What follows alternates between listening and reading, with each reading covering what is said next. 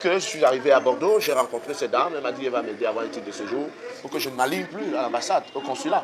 Parce qu'à l'époque, on allait dormir au consulat de 23h jusqu'à 9h du matin et vous n'avez même pas le visa.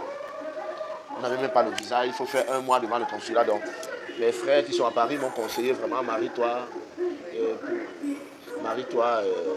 tu auras un titre de séjour. Voilà, tu ne vas plus t'aligner, tu viendras quand tu veux. Je me suis donc engagé avec cette camionnaise, cette maman.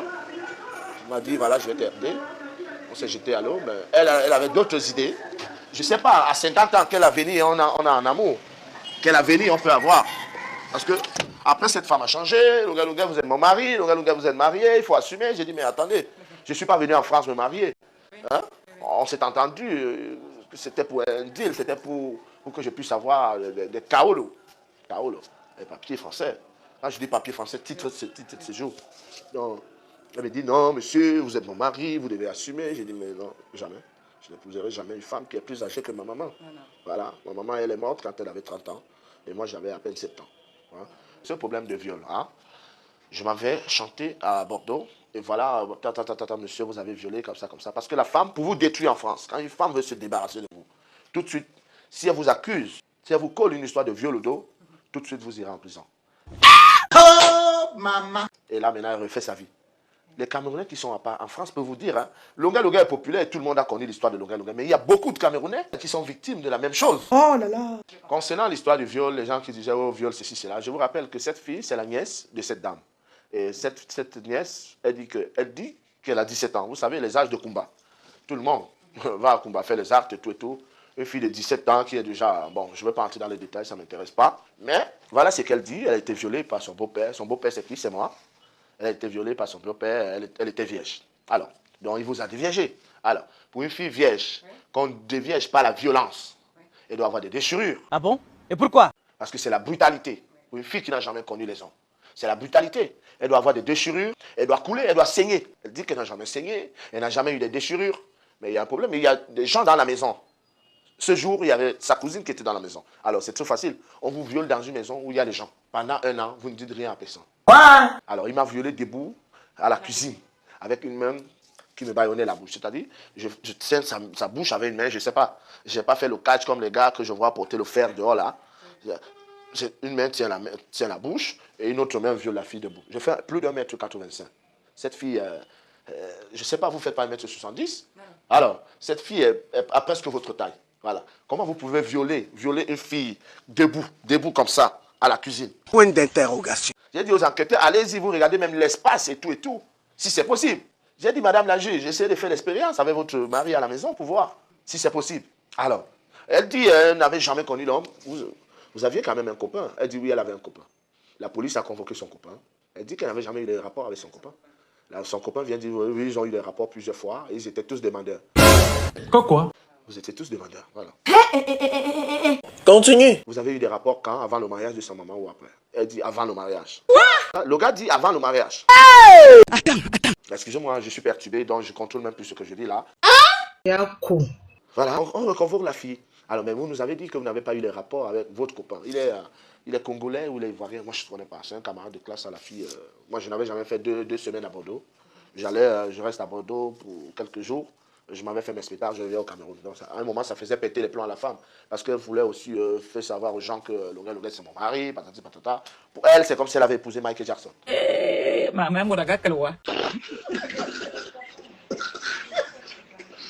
Continue. Elle dit qu'elle ne va jamais divorcer. C'est trop facile. Vous accusez quelqu'un d'avoir violé votre fille et vous ne voulez pas divorcer. Vous vous présentez partout comme madame Longa Longa. Il y a un problème. Ça veut tout dire. Donc, la fille qui vient, on demande à la fille, mais vous avez dit que vous n'avez jamais eu les rapports sexuels avec votre copain Claude. Oui, j'ai menti parce que je ne voulais pas le mêler dans ça. Je ne voulais pas que maman sache que j'étais plus vieille. Alors, mais attendez, mais il y a quelqu'un en prison. Oh, maman. Il y a quelqu'un en prison. Alors, vous avez donc eu des rapports quand? Avant le mariage, dit à maman ou après? Elle dit après le mariage. On dit, mais non. Votre copain dit avant le mariage. Elle dit non, son copain ment. On dit, mais c'est vous qui mentez. Attends, c'est ce qui me libère. Ah bon? Ah oui, c'est ce qui me libère parce que pour une affaire criminelle comme ça, pour une affaire de mœurs enfants, c'est 20 ans. Quoi? C'est 20 ans. On va vous amender et tout et tout. Mais c'est pour ça que 3 mois après, on m'a libéré. Merde, mon frère. Partagez d'abord. Ok. Parce que c'est allé très vite, les enquêtes. La même fille qui dit qu'elle n'avait dit à personne, pendant 1 an qu'on la violait, elle vient dire qu'elle avait dit à sa camarade de classe. On convoque la camarade de classe vient dire non. Elle ne m'avait pas dit ça. Elle m'a dit que son beau-père a failli la violer. Mais on dit, son beau-père l'a violée ou a failli. Elle dit non, qu'il avait tenté. Voilà. Alors, une tentative de viol et un viol. Vous voyez qu'il y a contradiction. Et la justice est trop sensible aux choses pareilles. Voilà pourquoi la présomption d'innocence s'est installée tout de suite. Le bénéfice du doute. Voilà pourquoi la juge a donc dit qu'elle me libère. Et il y a quelque chose qui m'a touché parce que la juge a insisté à demander à cette fille, est-ce que vous pouvez me rappeler le premier jour que vous avez connu l'homme? Elle dit, je ne me souviens plus de date, sauf la date du mariage. Mais la juge demande, mais quelle date de mariage? Vous êtes marié un jour? Elle dit, non, je ne me souviens plus.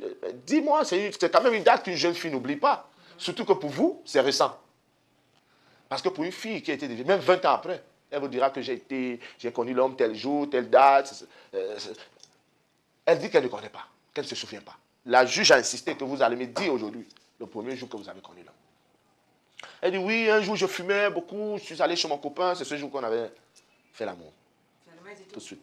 La juge me dit, mais vous fumez, est-ce que vous avez envie de me dire que vous fumez, tout et tout? La juge a écrit. Et attention, les juges, quand il y a l'audition, je suis sûr qu'il y a un dictaphone ou un lecteur qui enregistre tout. Voilà, donc pas d'erreur. Pas d'erreur. Le copain de la fille qui arrive et qui veut mentir, qui dit oui, le jour que Uxil a été violé, elle m'a appelé et quand elle m'appelait, j'ai suivi quelqu'un qui disait raccroche ce téléphone. Voilà. La juge demande que oui, le jour qu'on vous a violé, est-ce que vous avez appelé votre copain? Elle dit non. Elle dit j'ai appelé, mais je n'ai pas eu mon copain. C'est son ami que j'ai eu. Vous avez donc eu votre copain quand? Elle dit j'ai eu mon copain 2 semaines après. Vous l'avez appelé, ou elle dit au salon de coiffure de sa maman. Vous voyez que le copain a voulu mentir en disant que oui, elle m'a appelé ce jour. J'ai suivi quelqu'un qui disait raccrocher le téléphone. La juge me demande, monsieur Lonkana, est-ce que... J'ai dit oui, il m'arrive souvent de demander à cette fille de raccrocher quand moi je suis au téléphone dans la chambre, quand j'appelle l'Afrique. Alors quand elle décroche au salon, tout de suite la communication se coupe ou la communication n'est plus bien. Je suis obligé de lui dire tout le temps, raccroche le téléphone, je suis en ligne avec l'Afrique. Vous voyez? Et tout de suite la juge lui demande, est-ce que c'est vrai? Elle dit oui, c'est vrai. C'est comme ça qu'on a fait la confrontation. Quand la juge pose une question, si c'est vrai, monsieur Lonkana, c'est vrai, je dis oui, c'est vrai. Monsieur Lonkana, est-ce que c'est faux? Je dis non, c'est faux. Et j'explique. J'explique et tout et tout. Pendant tout ce débat, pendant cette confrontation, j'ai donc gagné la confrontation. Et la juge m'a donc libéré. Keita. Il faut debout. Je m'en vais. La vie, c'est versi, versa. C'est tout. C'est tout. C'est fini. Merci. Even Star Takao. Merci. Ferme-moi. On a fait son fermement. C'est tous.